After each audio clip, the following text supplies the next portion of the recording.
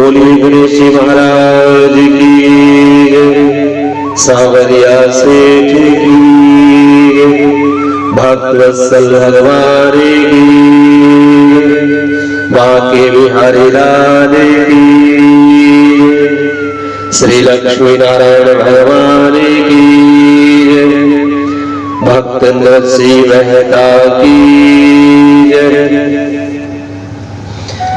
वरियनामर्थ संघानाम रसानाम छन्दसामपि मंगलालम च कर्तारो वंदे वाणी विनायको।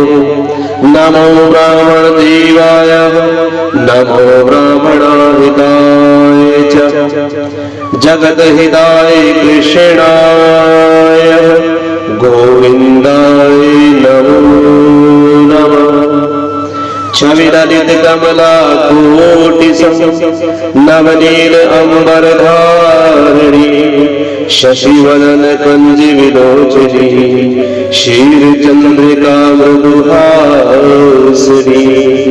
आनंद धन गोविंद मन मंदिर अनन्य निवासिनी। घनश्याम हित चातकी घनश्याम हित मोरनी। जय जय श्री राधे हर हर महादेव पार्वती पते नमः। श्री कृष्ण कन्हैया लाल की जय। कल हमने कथा सुनी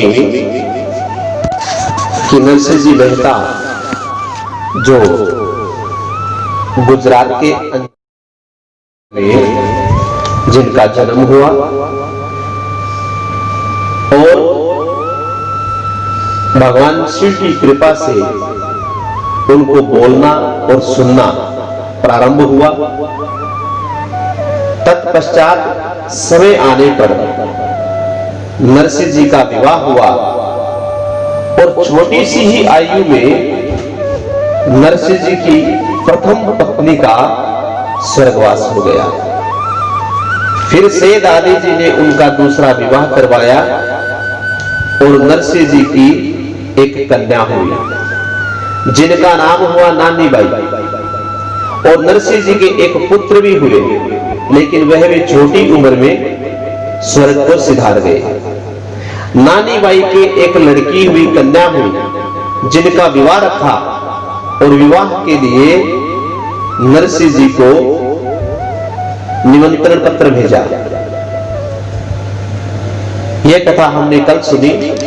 अब आगे की कथा श्रवण करते हैं, उससे पहले भगवान श्री राम का थोड़ा गुणगान कर लेते हैं।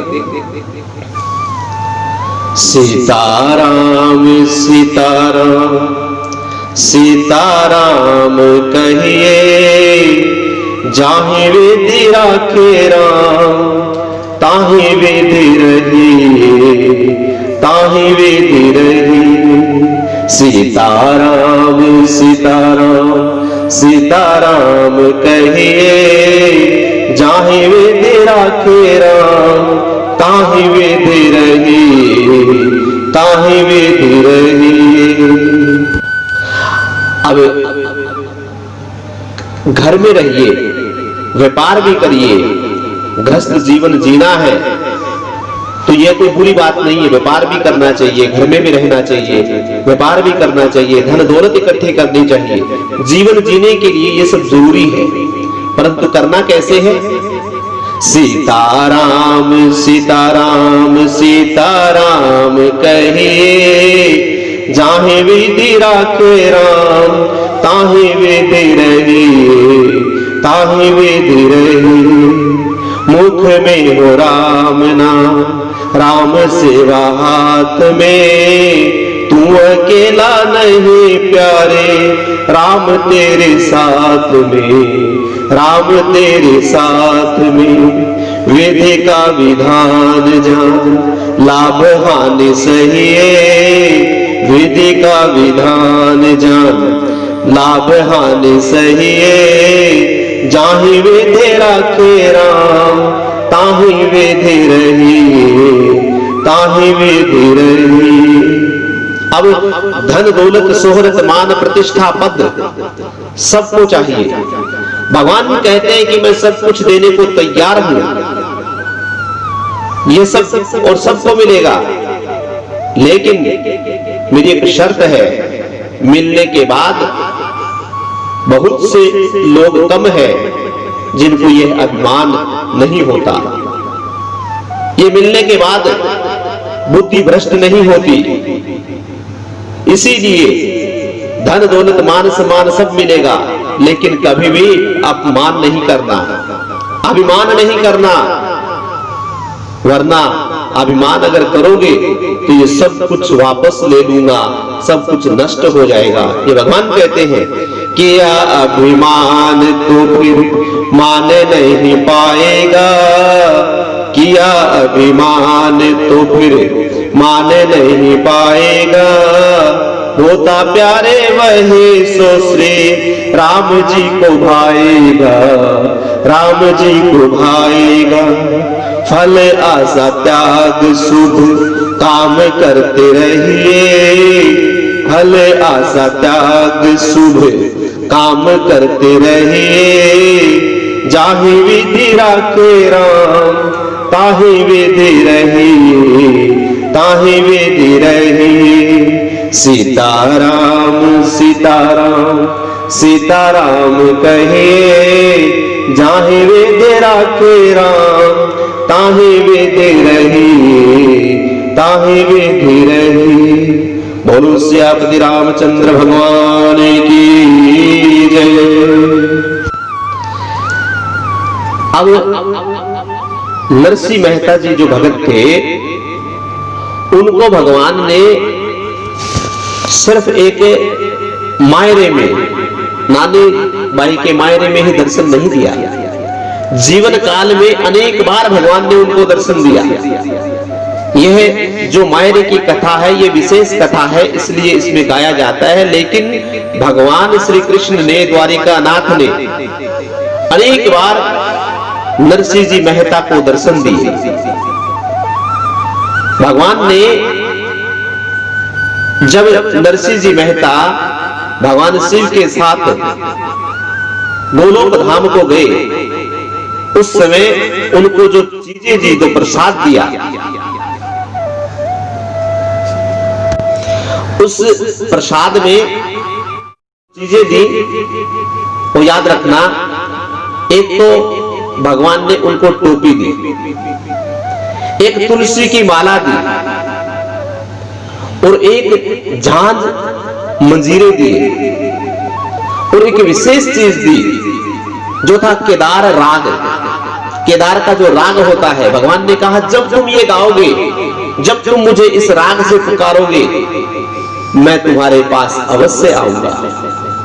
तो जब जब नरसिंह जी पे विपत्ता पड़ी, तब तब नरसिंह जी ने उस केदार के राग का गायन किया, और भगवान दौड़ करके नरसिंह जी के पास आए। अब ये बात तब की है जब नरसिंह जी की प्रथम पत्नी का स्वर्गवास हो गया। तो पहले गांव में एक प्रचलन था मृत्यु भोज का। उस मृत्यु भोज में गांव के जितने लोग थे, जो पैसे वाले थे, वो सपरिवार सभी को भोजन करवाते थे, और जो मध्यम वर्ग के लोग थे और गरीब वर्ग के लोग थे, वो गांव के हर घर से एक व्यक्ति को निमंत्रण देकर के मृत्यु भोज अवश्य ही कराना होता था। ऐसा प्रचलन था।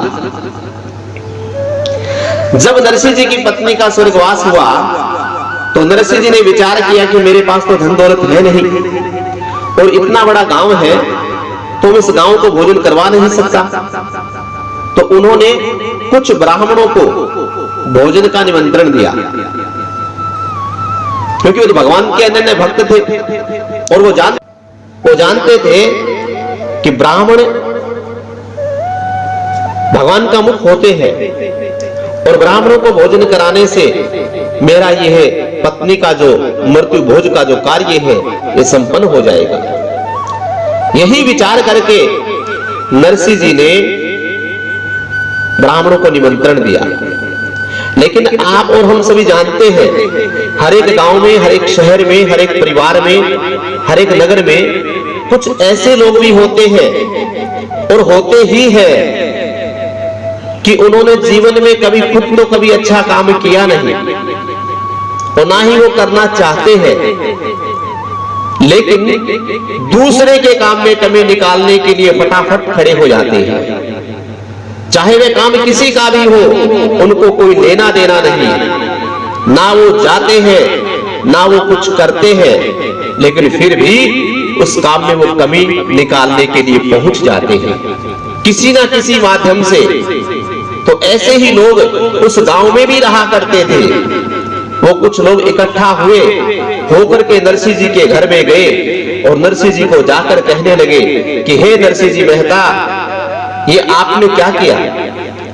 आपकी पत्नी का स्वर्गवास हुआ, आप सभी के घरों में भोजन करने के लिए जाते हैं मृत्यु भोज का, और आज तुम्हारे घर में जब काम हुआ तो तुमने सिर्फ ब्राह्मणों को निमंत्रण दिया, गांव के किसी व्यक्ति को तुमने नहीं बुलाया। ये हमारी परंपरा के विरुद्ध है, ये तुमने बहुत गलत किया। अब नरसिंह जी ने सारी बात बताई कि भैयो आप जानते हो मेरे पास धन नहीं है और इतना भोजन करने के लिए धन की आवश्यकता होती है, तो मैं कैसे पूरे गांव को भोजन करवा सकता हूं? इसीलिए मैंने ब्राह्मणों को मृत्यु भोज के लिए निमंत्रण किया है, आप शांत हो जाइए।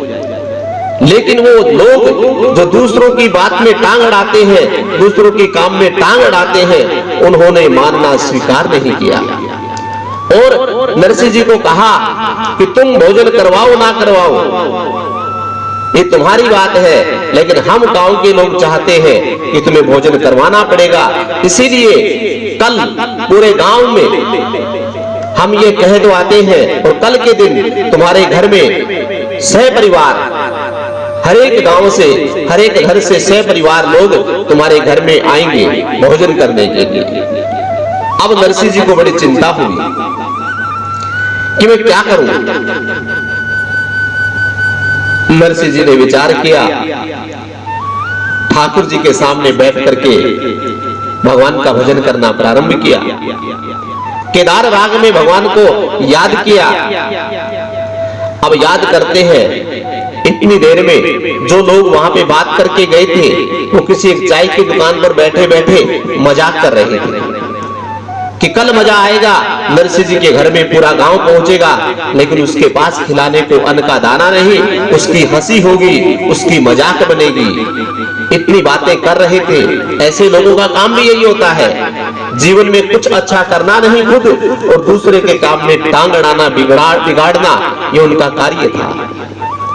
अब इतनी देर में वहां पर दो सेठ आए और वो सेठ आकर के उस दुकानदार से पूछने लगे कि भैया हमें द्वारिका नगरी जाना है, भगवान द्वारिकानाथ का दर्शन करने के लिए, लेकिन से द्वारिकापुरी जाने के लिए बहुत लंबा रास्ता है और उस रास्ते में बहुत ही घनघोर जंगल है और हमारे पास 700 रुपए है। अब ये उस समय की बात है जिस समय 1 रुपया भी 1000 के बराबर हुआ करता था। 100 रुपए लाख रुपए के बराबर हुआ करते थे और यहाँ पर तो 700 रुपए है उन सेठों के पास। और वो सेठ कहते हैं कि भैया वो बीहड़ जंगल, उस जंगल में हम ये पैसे लेकर नहीं जाना चाहते, तो आपके इस नगर में कोई भी बहुत बड़ा सेठ हो तो ये 700 रुपए हमसे ले ले और हुंडी लिख करके दे दे कि वह हुंडी हमें द्वारिकापुरी में मिल जाएगी।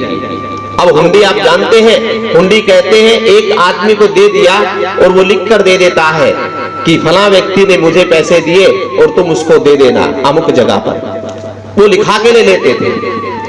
अब जो लोग हंसी मजाक कर रहे थे उन लोगों ने मजाक किया और कहा कि भाई हमारे गांव में तो एक ही सबसे बड़ा सेठ है और जिसका नाम है नरसिंह मेहता। वो नरसिंह मेहता तुम्हारी हुंडी लिख कर दे सकता है। अब उनको पता था कि नरसिंह जी के पास पैसे नहीं है, उसका और मजाक उड़ाया जाए। और यह भी कहा कि तुम जब कहोगे तो वह सेठ होना स्वीकार भी नहीं करेगा, वो मना करेगा कि भैया मेरे पास तो 1 रुपया भी नहीं है, मैं कोई सेठ नहीं हूं, लेकिन फिर भी तुम उनके चरणों में गिर जाना। बहुत बड़ा सेठ है लेकिन स्वभाव उनका गरीब जैसा है। इतना सुनते ही वो दोनों सेठ नरसिंह जी के पास जाते हैं। नरसिंह जी के पास जाकर के कहते हैं नरसिंह मेहता कौन है? नरसिंह जी मेहता ने कहा भाई मेरा ही नाम नरसिंह मेहता है। तो कहा सेठ जी। जब सेठ जी कहा तो नरसिंह जी ने कहा नहीं भैया हम कोई सेठ नहीं है, हम तो गरीब हैं।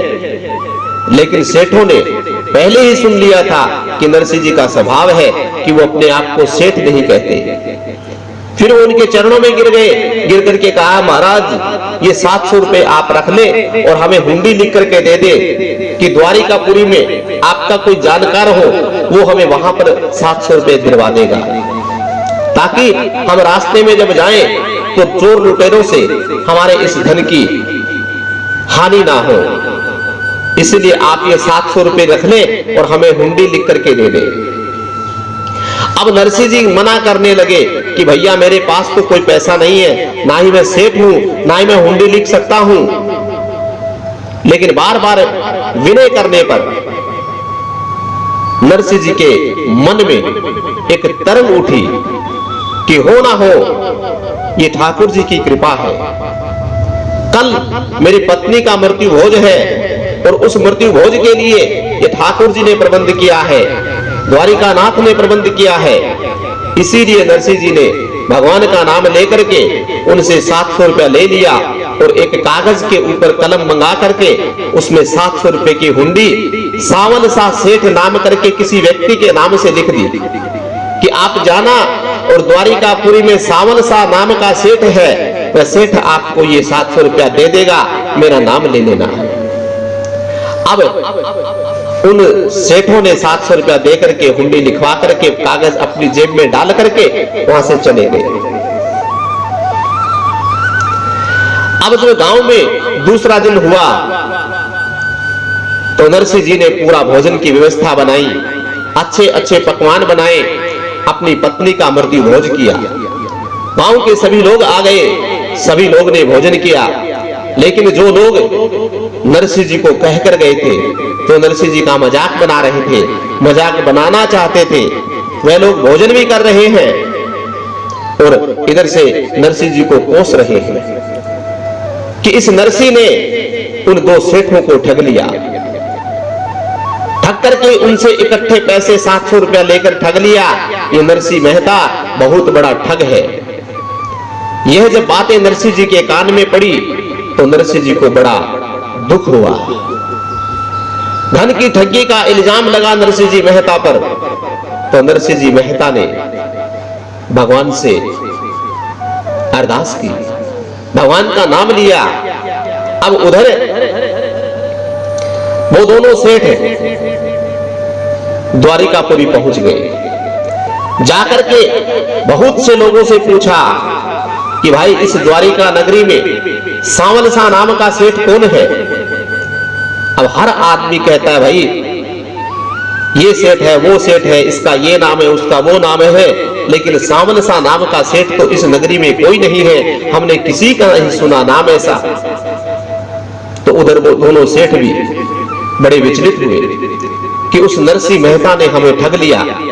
लेकिन कोई बात नहीं, अब हम दर्शन करने के लिए आए हैं, जो काम नहीं कर पाए वो तो बाद में देख लेंगे, लेकिन जाते वक्त नरसिंह जी मेहता से मिलेंगे और उनको ये बात बताएंगे कि आपने हमसे ठगी क्यों की।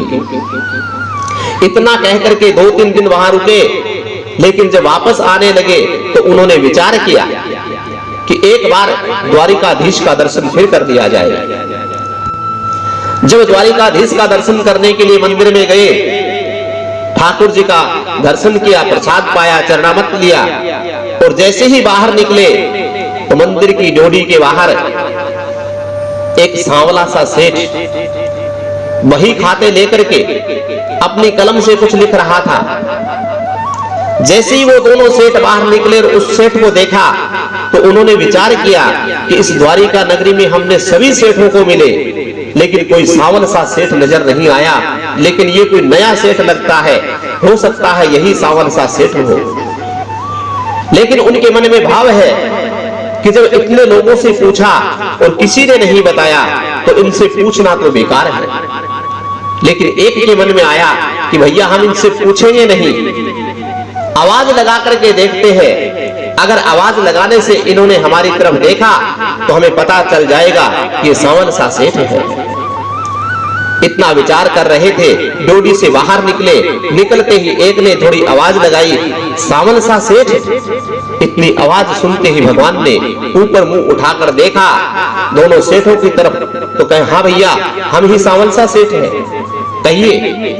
अब जैसे ही वो दोनों सेठ भगवान के नजदीक गए, जाकर के खड़े होते ही भगवान ने कहा क्या आपको नरसिंह जी मेहता ने भेजा है?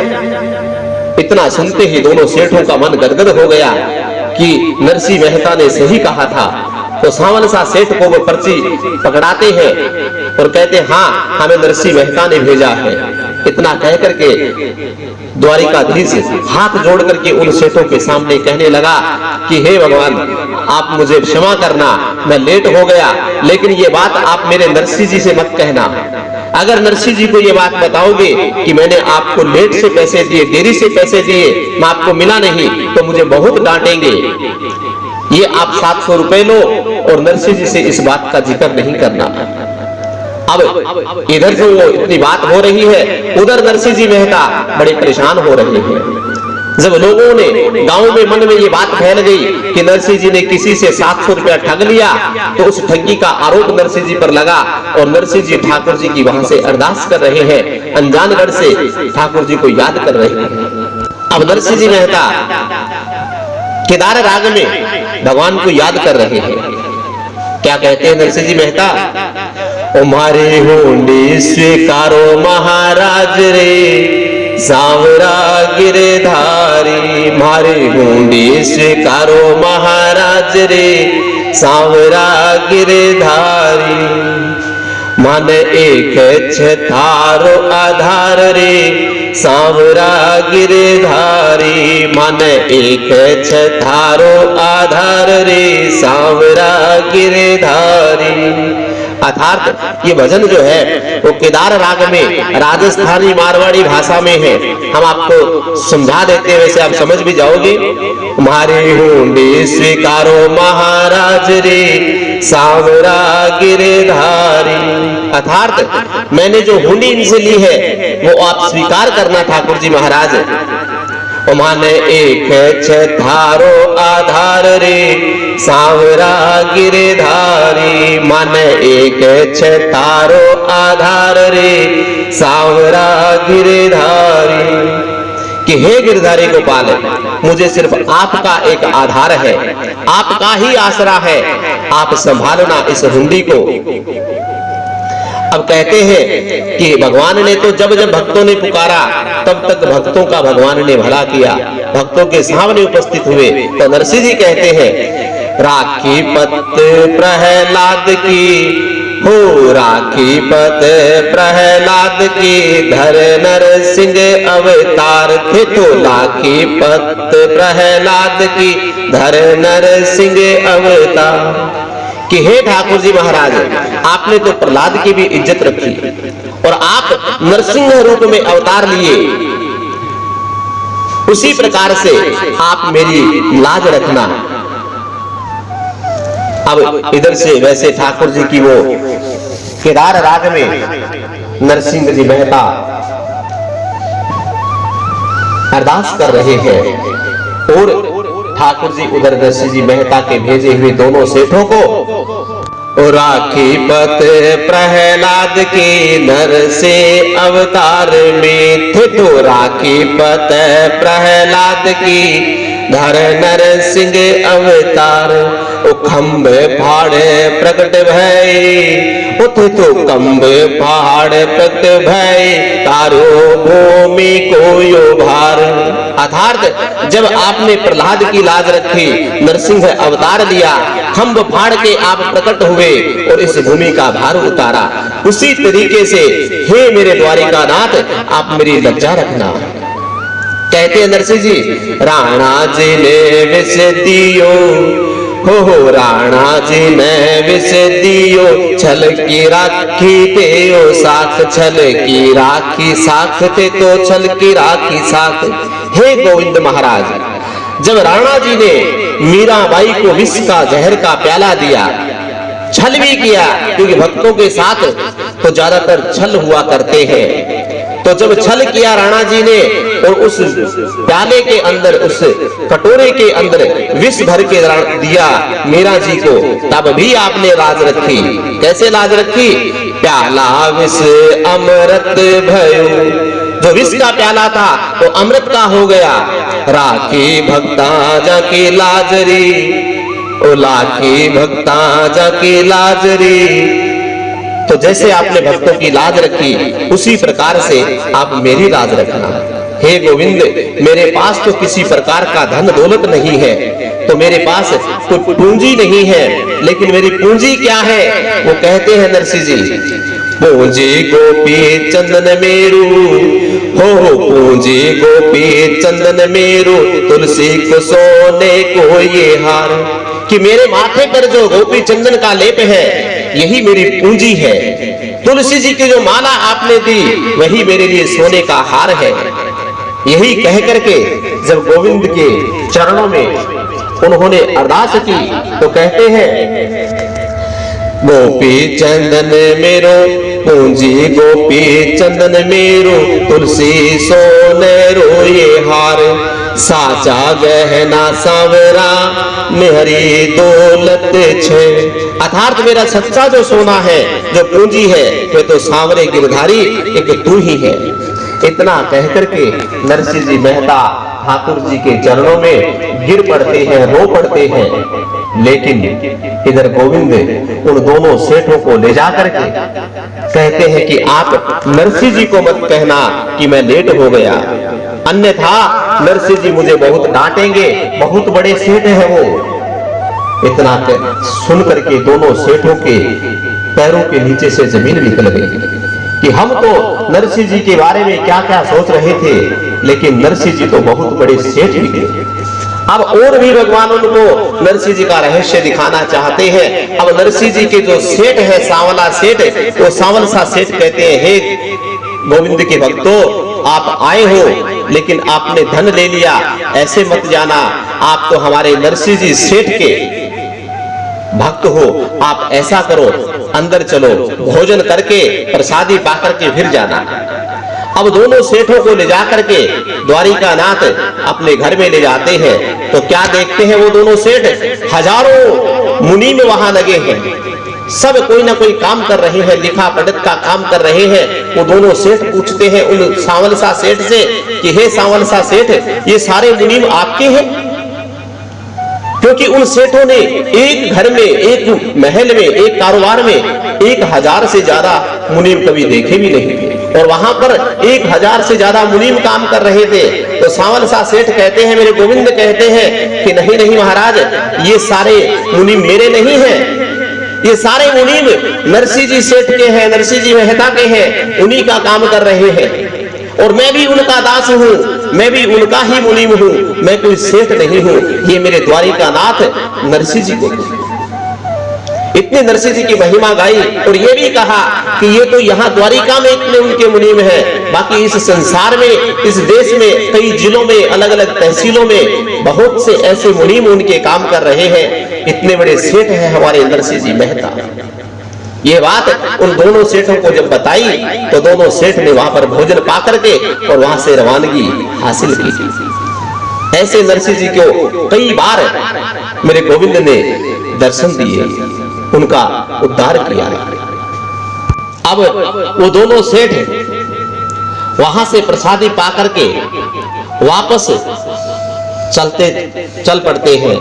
और जब जूनागढ़ में पहुंचते हैं तो दोनों सेठ जूनागढ़ में आकर के जैसे ही नरसिंह जी के ड्योढ़ी में प्रवेश करते हैं, नरसिंह जी ने जब उन दोनों सेठों को देखा तो नरसिंह जी ने मन में विचार किया कि दोनों सेठ आ गए हैं और ये मुझे उल्हाना देंगे, ये शिकायत करेंगे, नरसिंह जी आपने हमसे 700 रुपया ठग लिया। ये मन में विचार कर रहे थे कि जैसे ही मुझे उल्हाना देंगे उससे पहले मैं इनके चरणों में गिर जाऊंगा। ऐसा विचार करके जैसे ही नरसिंह जी आगे बढ़े, लेकिन उधर दोनों सेठ जैसे ही नरसिंह जी के दर्शन किए, दोनों सेठों ने नरसिंह जी के सामने दंडवत प्रणाम किया कि हे नरसिंह जी सेठ, आपकी सदा ही जय हो। ऐसा सुनते ही नरसिंह जी ने कहा, महाराज मैंने आपसे झूठ बोला, मैंने आपसे ठगी की। लेकिन वो दोनों सेठ कहते, नहीं महाराज, आप हमसे ठगी नहीं कर सकते, हमें आप क्षमा कर दें, हमने आपके बारे में बहुत बुरा विचार किया, आप मुझे माफ कर दें। क्योंकि आपके द्वारा जिन आपने सावन शाह सेठ का एड्रेस दिया, वह सावन शाह सेठ हमें मिले और हमें 700 रुपया प्रदान कर दिए। हमारी यात्रा सफल हुई, इसके लिए आपको बहुत बहुत धन्यवाद। और बड़े सौभाग्यशाली हैं आप, हे नरसिंह जी मेहता, कि आपने इतने अच्छे मुनीम रख रखे हैं। जो सावन शाह सेठ जैसे मुनीम आपके काम करते हैं, बहुत ही सौभाग्यशाली है आप। अब नरसिंह जी मेहता मन कहते हैं कि नहीं सेठ जी, ऐसी बात नहीं है, सौभाग्यशाली तो आप हैं जिन्होंने साक्षात मेरे गोविंद का दर्शन किया। मेरा कोई मुनीम नहीं, मेरा मुनीम तो कोई नहीं, मैं ही उनका मुनीम हूँ। वो सावन शाह सेठ कोई और नहीं, वह स्वयं द्वारिकानाथ द्वारिकाधीश श्री कृष्ण चंद्र महाराज थे। इतना कहकर के नरसिंह जी मेहता मन में ठाकुर जी का शुक्रिया करने लगे कि हे गोविंद, आपने मेरी लाज रखी। इसी प्रकार से अनेक बार नरसिंह जी मेहता को इस कलयुग में मेरे गोविंद ने, द्वारिकानाथ ने कई बार दर्शन दिया। अब कथा को आगे लेकर के चलते हैं। जब कल हमने सुना कि नरसिंह जी मेहता के घर में कोकलडा जी महाराज, जिन पंडित जी को, जोशी जी को भेजा था कि ये कुक्कू पत्री आप ले जा करके, कुक्कू पत्री का मतलब इनविटेशन कार्ड, निमंत्रण पत्र विवाह का, वो भेजा था। और ठाकुर जी ने ऐसी कृपा करी, गोविंद ने ऐसी कृपा करी कि एक अच्छे से विमान में सुला करके और उनको वहां पे जूनागढ़ में पहुंचा दिया। अब जूनागढ़ पहुंचे तो जूनागढ़ में पता ठिकाना पूछा और वे जोशी जी उनके घर में पहुंचे। जब जोशी जी घर में पहुंचे तो आगे कहते हैं कवि कि जैसे ही पंडित जी उनके घर में प्रवेश किए, जितने भी सूरदास सूरिया थे, राजस्थान में सूरदास को सूरिया कहते हैं, तो जितने भी सूरिया थे वो सभी उनके कदमों की आवाज सुन करके जोर जोर से हंसने लगे। कहते हैं, जोशी जी तो जाए पोली माए न धसा, बैठेड़ा साधु तो हड़ हड़ रहसा। अर्थात जैसे ही पंडित जी पोली के अंदर अर्थात ड्योढ़ी के अंदर घुसे और उनके चरणों की आवाज जैसे ही उन्हें सुनाई दी, और सारे सूरदास संत जो थे वो जोर जोर से हंसने लगे। अब एक बहुत अच्छी बात है कि बच्चा और बूढ़ा, इन दोनों में बराबर कोई भेद नहीं होता। बच्चे को भी अगर जोर से कोई आवाज आ जाए तो वह घबरा जाता है, ऐसे ही बूढ़े भी अगर कोई जोर से आवाज किसी की सुन ले तो घबरा जाते हैं। तो जोशी जी घबरा गए जोर से हंसने की आवाज से।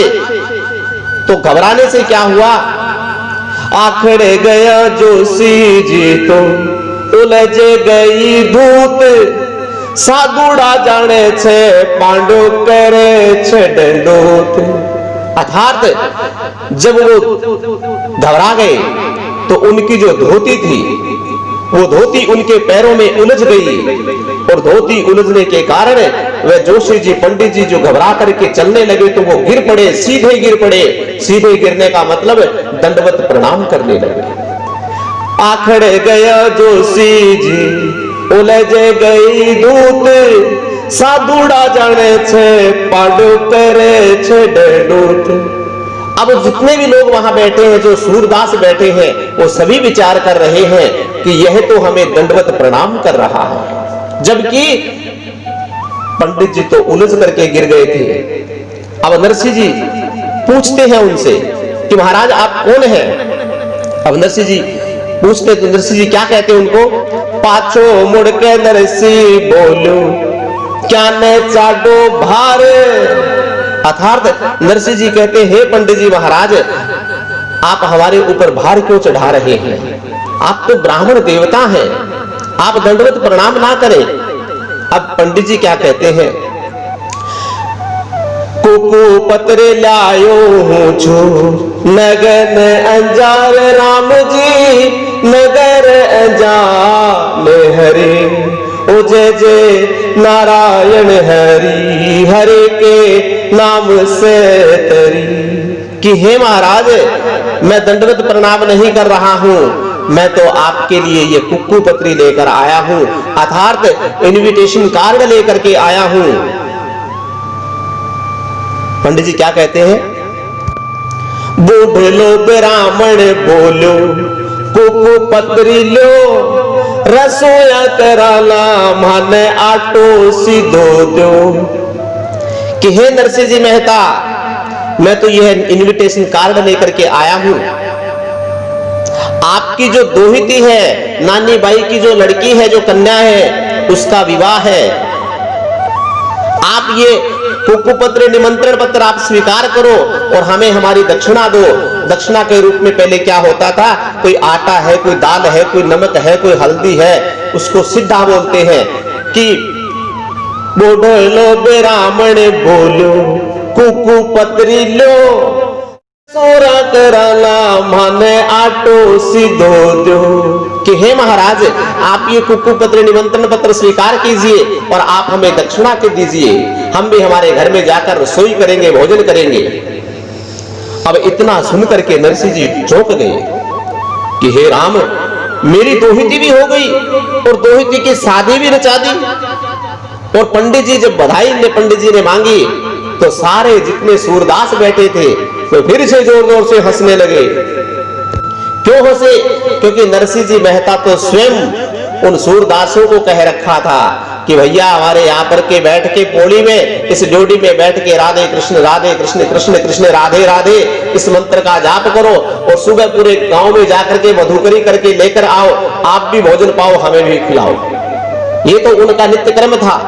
और यहाँ पे पंडित जी उनसे दक्षिणा मांग रहे हैं, तो इस दक्षिणा मांगने के कारण वो हंसने लगे कि ये नरसिंह जी हम कहां से, हम तो खुद दक्षिणा मांगते फिरते हैं। अब नरसिंह जी क्या कहते हैं? जब वो दक्षिणा मांगते हैं तो नरसिंह जी बड़ा सुंदर जवाब देते हैं। क्या कहते हैं नरसिंह जी?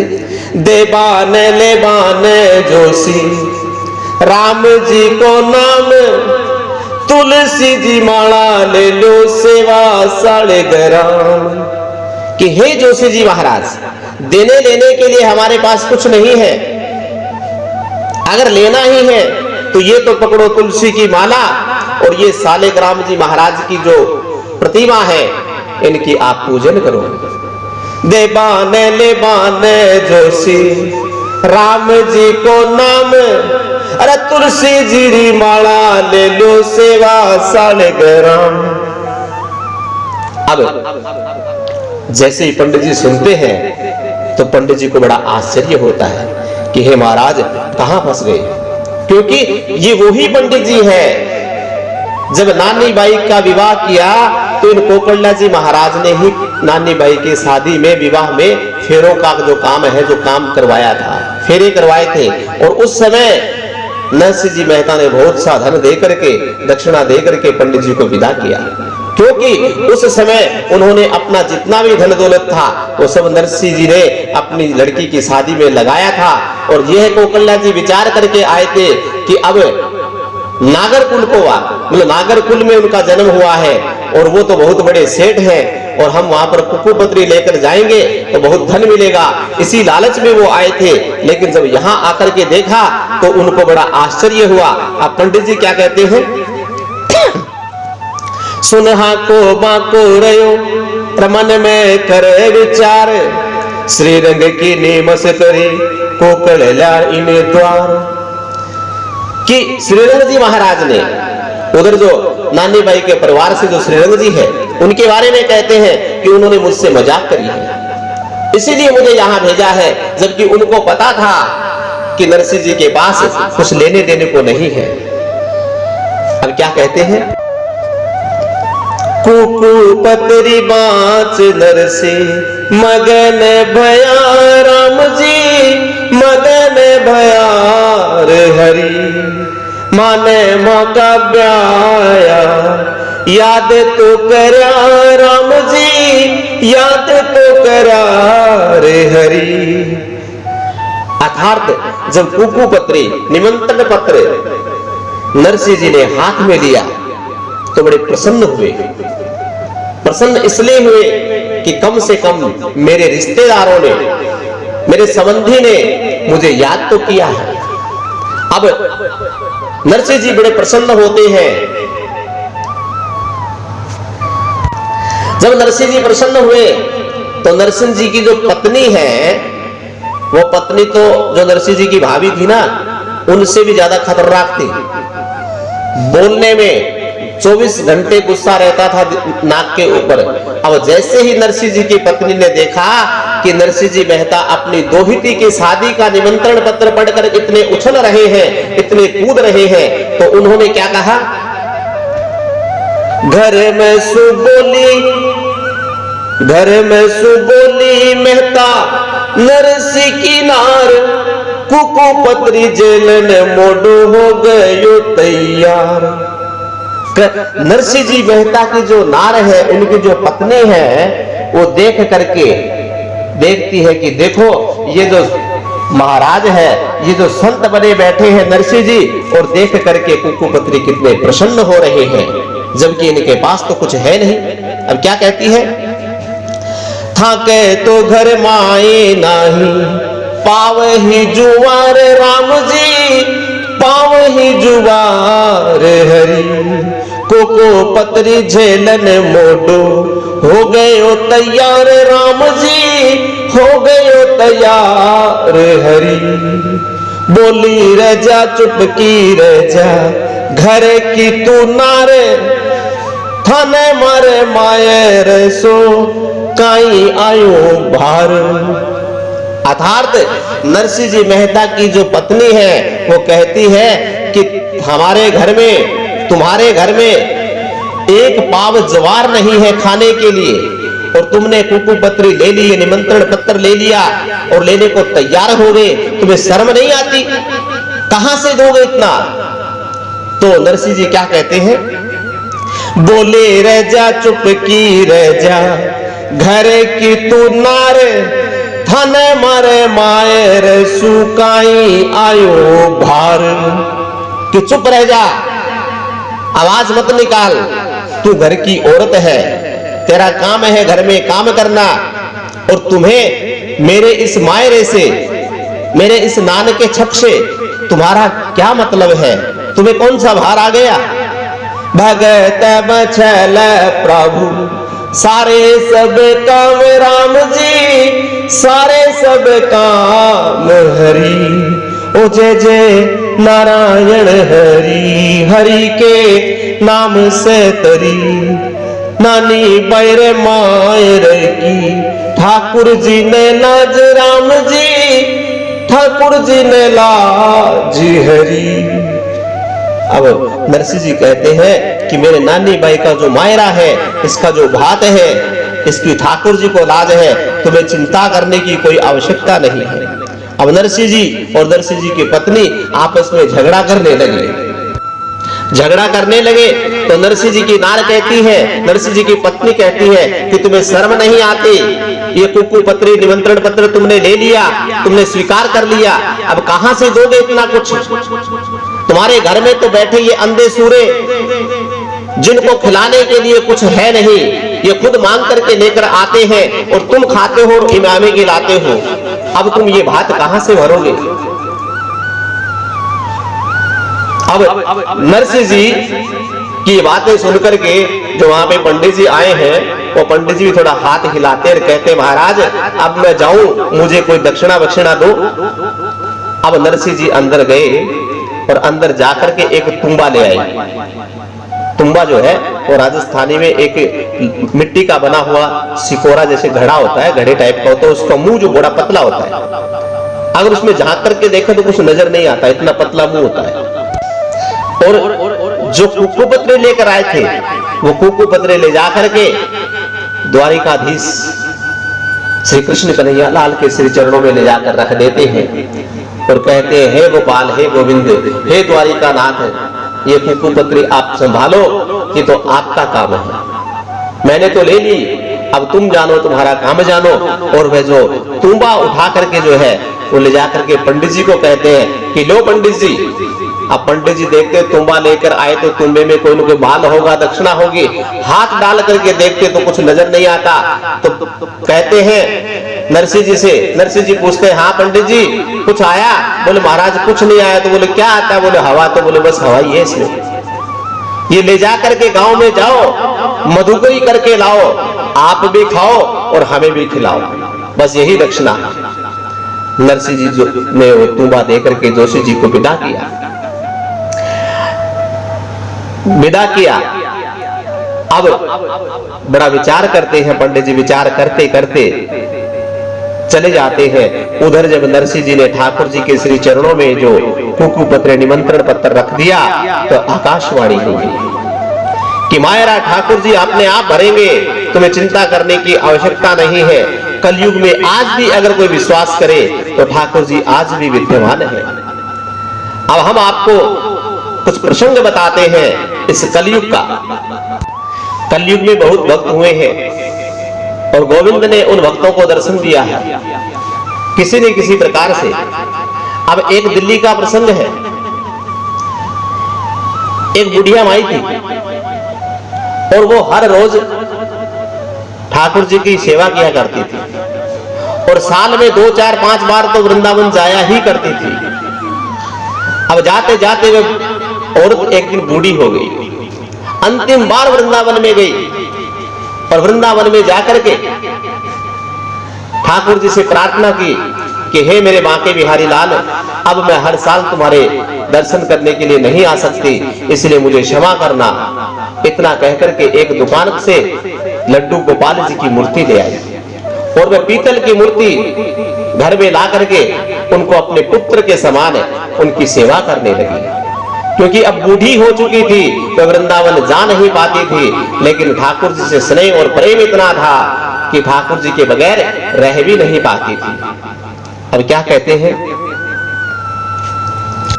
बुढ़िया माई के बच्चा लड़के थे, लड़के की भी शादी हो गई, घर में बहू भी आ गई, बच्चे पोता पोती हो गए, लेकिन बुढ़िया माई ठाकुर जी की सेवा करना अभी भी नहीं छोड़ी। बहुत सेवा करती है ठाकुर जी की। एक दिन जन्माष्टमी का त्योहार आया, लेकिन कृपा ठाकुर जी की ऐसी हुई कि बुढ़िया माई को भी बुखार हो गया, बीमार हो गई और वह पलंग से उठ नहीं पा रही है। इसीलिए आगे की प्रसंग सुनाते हैं। दिल्ली की एक माताजी थी, वह हर साल में 2 या 4 बार वृंदावन जाया करते थे। इतने भक्त थे वृंदावन बांके बिहारी लाल के कि जब तक उनका नाम ना ले, उनका भजन सिमरन ना करें, तब तक वह भोजन प्रसाद नहीं पाते थे। और साल में 2-4 बार तो वृंदावन बांके बिहारी लाल के दर्शन करना उनका नित्य क्रम बन चुका था। लेकिन समय हुआ, बीतता गया, वह औरत बुढ़िया होती गई, उनके बच्चे भी हुए, बच्चे बड़े भी हो गए, बच्चों की शादी भी हो गई, घर में बहू भी आ गई और माता जी के आंखों से रोशनी थोड़ी थोड़ी कम होती चली गई, पैरों में दर्द रहने लगा, बुढ़ापा आ गया। अब अंतिम बार वृंदावन धाम को गई और ठाकुर जी के सामने उन्होंने संकल्प किया कि हे गोविंद, अब मैं तुम्हारे धाम में बार बार नहीं आ सकती, मुझे बुढ़ापा आ गया, आपकी कृपा से मैं आपकी एक छवि ले जाकर के घर में सेवा करूंगी। इतना संकल्प करके दुकान से एक पीतल की लड्डू गोपाल की मूर्ति ले आई। मूर्ति ला करके घर में रख ली और रोज उनकी पूजा पाठ करने लगी। कहते हैं कविकार कि भगत के बस में है भगवान, भगत के बस में है भगवान। भक्त बिना ये कुछ भी नहीं है, भक्त बिना ये कुछ भी नहीं है। भक्त है इसकी जान, भगत के बस में है भगवान, भगत के बस में है भगवान। भक्त मुरली वाले की रोज वृंदावन डोले, भक्त मुरली वाले की रोज वृंदावन डोले।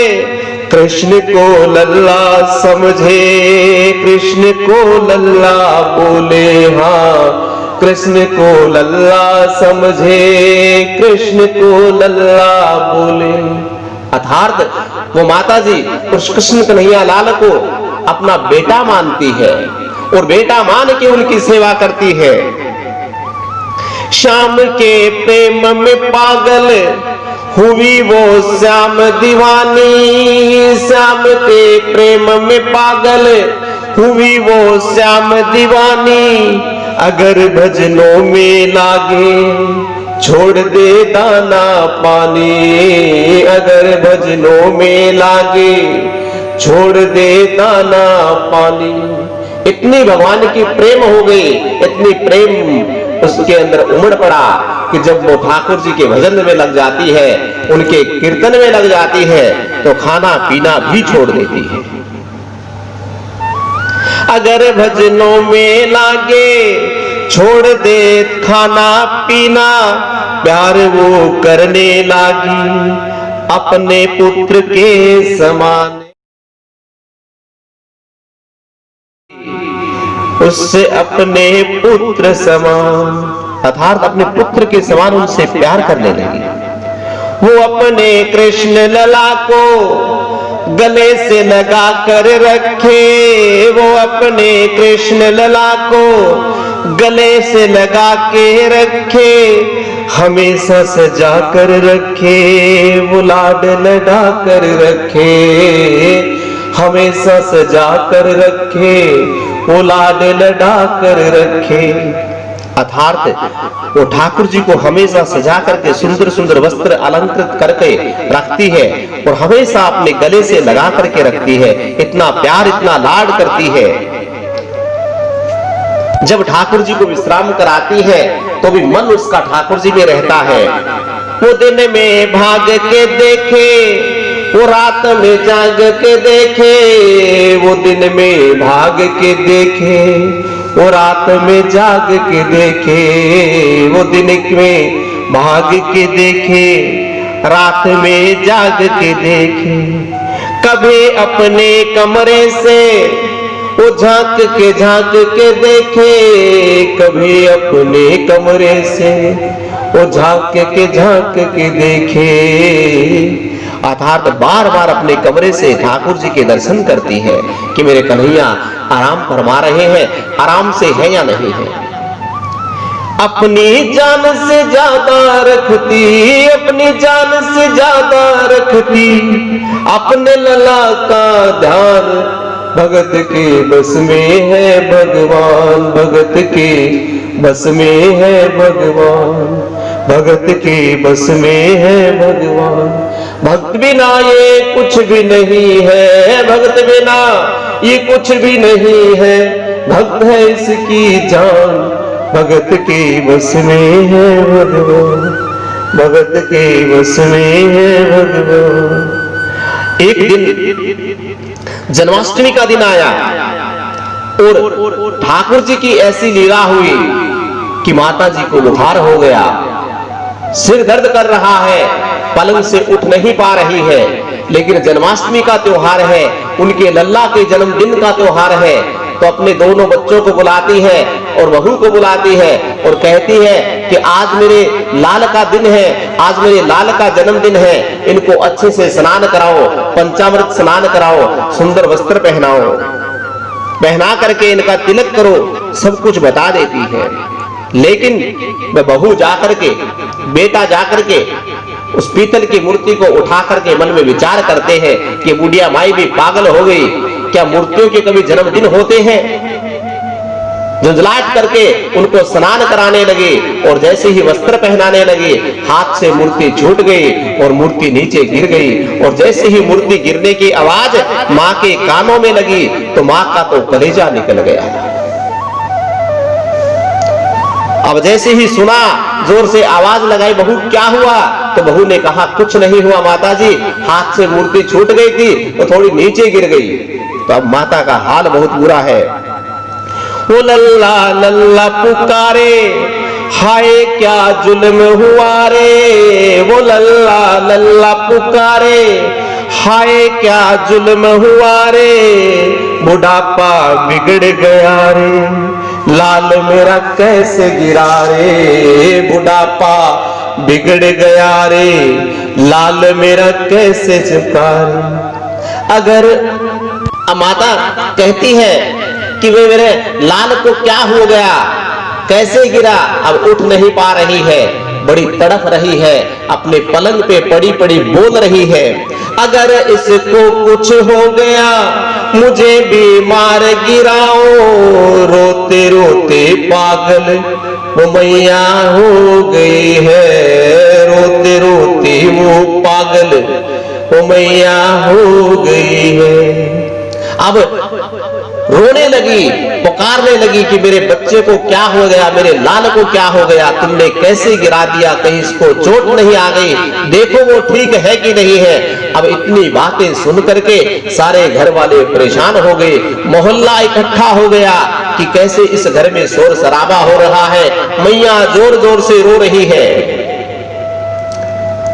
इसलिए कहते हैं भगत के वश में है भगवान, भगत के वश में है भगवान। भक्त बिना ये कुछ भी नहीं है, भगत बिना ये कुछ भी नहीं है, भक्त है इसकी जान, भगत के वश में है भगवान। अब घर वाले परेशान, मोहल्ले वाले परेशान, सब लोग एकत्रित हुए, माई को समझाने लगे और सब लोग अपने अपने विचार प्रकट करते हैं कि हे मैया ये तो पीतल की मूर्ति है, इसको क्या होगा। लेकिन माई किसी की एक बात नहीं सुन रही है, रो रो कर बुरा हाल है। अब उन्हीं के बीच में एक बहुत समझदार आदमी था, भगवान को भी थोड़ा मानता था और बूढ़े लोगों को भी समझता था। इसलिए उनके बेटे को बुला करके साइड में बुला करके कहा कि एक काम कर, किसी डॉक्टर के पास जा और डॉक्टर के पास जाकर के उनको 200 रुपए दे करके फीस दे करके बुला लाना, वहीं पे पूरी बात समझा देना और आकर के घर में माई के सामने वो बोल देगा कि तेरा लाल ठीक है, चिंता मत करना, तो ये ठीक हो जाएगी, इसका भी दिमाग शांत हो जाएगा, तुम्हारा घर का कलेश भी खत्म हो जाएगा। ये कह करके वो उसको भेज दिया। अब वो लड़का 2-3 डॉक्टरों के पास गया, किसी ने हाँ नहीं की। फिर मोहल्ले के एक डॉक्टर से मिला, उस डॉक्टर को पूरी बात बताई। डॉक्टर ने कहा कोई बात नहीं, 500 रुपया फीस लगेगा, तुम्हारी माँ को भी हम समझा देंगे। अब वो डॉक्टर 500 रुपए की फीस लेकर के अपना पूरा साजो सामान लेकर के आया और मूर्ति के पास क्या कहता है, मूर्ति को हाथ लगाता है और बोलता है, वो नब्ज टटोल के बोला लाल ये तेरा सही है, माई चिंता मत करियो कोई तकलीफ नहीं है, माई चिंता मत करियो कोई तकलीफ नहीं है। अब वो डॉक्टर मूर्ति को हाथ लगा करके उनकी नब्ज टटोल करके कहता है, माँ चिंता ना कर, तेरा लाल बिल्कुल ठीक है, कोई तकलीफ नहीं है। माई बोली तू नया डॉक्टर है क्या, तुमने हाथ लगा करके देख लिया, वो कान में लगा करके, वो छाती पे लगा करके जो देखते हैं वो तेरा कहां है। अब डॉक्टर स्टेथोस्कोप को निकालता है और निकाल करके जैसे ही ठाकुर जी के छाती पे लगाता है तो क्या होता है, जो ही सीने पे लगाया पसीना जम कर आया, उसने कई बार लगाया और डॉक्टर चकराया, उसने कई बार लगाया और डॉक्टर चकराया। अर्थात जैसे ही उन्हें स्टेथोस्कोप ठाकुर जी के हृदय पे लगाया, उसमें धड़कन की आवाज आने लगी, धक धक धक। जैसे हमारे हृदय की धड़कन चलती है वैसे ही उसे ध्वनि सुनाई दी हृदय की।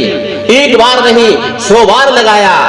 अब ठाकुर जी की ऐसी कृपा हुई, उस डॉक्टर को पसीना आ गया, चक्कर खाने लगा। जो ही सीने पे लगाया पसीना जम कर आया, जो ही सीने पे लगाया पसीना जम कर आया। उसने कई बार लगाया और डॉक्टर चकराया। धड़क रहा सीना लल्ला का, धड़क रहा सीना लल्ला का। मूर्ति में थे प्राण भगत के बस में है भगवान, भगत के बस में है भगवान। भक्त बिना ये कुछ भी नहीं है, भक्त बिना ये कुछ भी नहीं है। भक्त है इसकी जान, भगत के बस में है भगवान, भगत के बस में है भगवान। अब जैसे ही डॉक्टर ने स्टेथोस्कोप लगा करके अपने कानों में देखा तो डॉक्टर को एहसास हुआ कि मूर्ति में तो प्राण थे। अब डॉक्टर क्या कहता है, ये चमत्कार देख करके डॉक्टर घबरा गया और सारा सामान छोड़ करके जाने लगा। माई ने पूछा क्यों वे डॉक्टर क्या हुआ? तो डॉक्टर कहता है, देख तेरे लाल की माया बड़ा घबरा रहा हूं। जहां से तू लल्ला लाई वहीं पे जा रहा हूं, जहां से तू लल्ला लाई वहीं पे जा रहा हूं। कि हे मां, मैं तेरे इस लाल की माया देख करके घबरा गया हूं। जहां से तू इसको लेकर के आई है श्रीधाम वृंदावन, मैं तो वहीं पे जा रहा हूं। लाल तेरा जुग जुग जिए बड़ा एहसान किया है। आज से सारा जीवन इसी के नाम किया है। आज से सारा जीवन इसी के नाम किया है। बनवारी तेरी मां नहीं पागल, बनवारी तेरी मां नहीं पागल, पागल सारा जहां भगत के बस में है भगवान, भगत के बस में है भगवान। अब वो डॉक्टर कहता है कि हे मां, तेरे लाल की माया देख करके मैं घबरा गया हूं और जहां से तू ये लल्ला लेकर आई है उसी श्रीधाम वृंदावन को मैं जा रहा हूं। जुग जुग जिए तेरा ये लाल मुझ पे बड़ा एहसान किया है। आज से मेरा ये जीवन ये सारा इसके नाम किया है। और उस डॉक्टर ने अपने डॉक्टरी छोड़ दी। कहता है डॉक्टर कि बनवारी तेरी मां नहीं पागल है, लोग इसे पागल कहते हैं कि मूर्ति में के लिए तड़प रही है, रो रही है। ये तेरी मां नहीं पागल, ये पागल सारा जहां है। इसी प्रकार से भगवान के भक्तों को भगवान किसी भी माध्यम से इस कलयुग में भी दर्शन देते हैं। आज भी जयपुर में गोविंद देव जी के मंदिर में जो ठाकुर जी की प्रतिमा है, उस प्रतिमा के हाथ में एक घड़ी लगी है और वह घड़ी तब ही चलती है जब वो ठाकुर जी के हाथ में हो। अर्थात वो घड़ी है जो हमारी जो हृदय गति चलती है, हमारे नसें चलती है, उस नसों से वो घड़ी चलती है। और जब वो घड़ी उतार ली जाती है तो घड़ी बंद हो जाती है। अर्थात उस मूर्ति में भी ठाकुर जी के प्राण हैं। ऐसे प्रत्यक्ष चमत्कार मेरे गोविंद के बहुत है। ऐसा ही एक प्रत्यक्ष जयपुर के गोविंद देव जी के मंदिर में है। गोविंद देव जी के मंदिर में गोविंद देव जी की प्रतिमा लगी है, श्री विग्रह लगा है। उस श्री विग्रह में एक हाथ में घड़ी बंधी है। वो घड़ी वो है जो अपने प्राणों से चलती है, अर्थात नसों की धड़कन से चलती है। जैसे ही वो नसों की धड़कन से दूर होती है, घड़ी बंद हो जाती है। एक समय की बात है, एक अंग्रेज आया था गोविंद देव जी के मंदिर में और सभी लोगों का मजाक उड़ाने लगा, पुजारियों का मजाक उड़ाने लगा और कहने लगा तुम सब लोग पागल हो, मूर्ति पूजा करते हो, अंधविश्वास रखते हो। तो वहां के लोगों ने, वहां के पुजारियों ने कहा कि आप गलत बोल रहे हैं। हम जब प्राण प्रतिष्ठा मूर्ति की करते हैं तो मूर्ति में प्राण होते हैं। उन्होंने अपने हिसाब से आध्यात्मिक बातें शुरू की, अंग्रेज उस बात को उल्टी लेकर चला गया और बोला कि अगर इसमें प्राण प्रतिष्ठा है तो मेरे हाथ में ये घड़ी बंधी है, ये घड़ी जो प्राणों से चलती है, मेरे नसों की धड़कन से चलती है, अगर ये घड़ी उतार करके क्या तुम्हारे गोविंद देव जी के हाथ में बांध दी जाए तो क्या ये घड़ी चलेगी? ठाकुर जी की कृपा से पुजारी जी ने वो घड़ी ली उनसे और गोविंद जी के हाथ में लगाई। जैसे ही हाथ में घड़ी पहनाई, घड़ी टिक टिक करके चलने लगी, अर्थात उस मूर्ति में प्राण थे। आज भी गोविंद देव जी के मंदिर में घड़ी पहनाई जाती है और वही घड़ी पहनाई जाती है जो नसों से चलती है, धड़कन से चलती है और वो घड़ी वहां पर चलती है। ऐसे प्रत्यक्ष हमारे भारतवर्ष में हजारों करोड़ों आश्चर्यचकित दर्शन करने को मिल जाते हैं। अब नरसिंह जी जब वो पत्थर लेकर के ठाकुर जी के श्री चरणों में रखते हैं और वहां से आकाशवाणी होती है कि चिंता मत करो नरसिंह जी, ये जो बात है, ये जो मायरा है, नाम का छक जो है वो ठाकुर जी अपने आप करेंगे, आपको चिंता करने की आवश्यकता नहीं है। लेकिन नरसिंह जी ने ठाकुर जी के एकदम आश्रित नहीं हुए। भगवान भी कहते हैं कर्म करना पड़ेगा, कर्म करोगे तो तुम फल मिलेगा। अगर कोई आदमी कह दे कि भगवान के हाथ में सब कुछ, हम कुछ नहीं करेंगे, तो भगवान खुद आकर के कुछ नहीं करने वाले, कर्म तो करना ही पड़ेगा। तो नरसिंह जी ने भी आकाशवाणी तो सुनी लेकिन अपना कर्म किया। क्या कर्म किया? अब नरसिंह जी के पास तो कुछ है नहीं, नरसिंह जी के पास तो सिर्फ सूर्या है, अर्थात सूरदास है, एक पत्नी है, टूटा फूटा घर है, तो राधे कृष्ण कृष्ण कृष्ण राधे राधे नाम का जाप है। माथे पर लगाने को गोपी चंदन है, घर में बहुत सारे तंबूरे पड़े हैं, एक तारे हैं, झांझ है, मंजीरे हैं, लेकिन धन दौलत पूंजी कुछ भी नहीं है। अब भात भरे, मायरा भरे, नान का छक देना हो तो पूंजी की आवश्यकता होती है। और पूंजी तो पूंजी, अब जूनागढ़ से अनजानगढ़ जाने के लिए किसी सवारी की भी जरूरत होती है, क्योंकि सब के सब अंधे उनके साथी हैं, जंगल का बिहड़ रास्ता है। अब किसी से गाड़ी लेने के लिए, किसी से कुछ लेने के लिए मन में विचार किया कि गांव में इतने मेरे भाई हैं, और नरसिंह जी के जो भाई थे वो बड़े पैसे वाले थे, जमींदार थे, तो सोचा कि भाइयों के पास जाकर के कुछ मदद मांग लूं। आज की कथा को हम यही विश्राम करेंगे, कल की कथा में कल प्रवेश करेंगे। इसी के साथ बोलो बांके बिहारी लाल की जय, बोलो नरसिंह मेहता की जय, बोलो बाबा भूतनाथ की जय, बोलो द्वारिकाधीश भगवान की जय, बोलो भक्तवत्सल भगवान की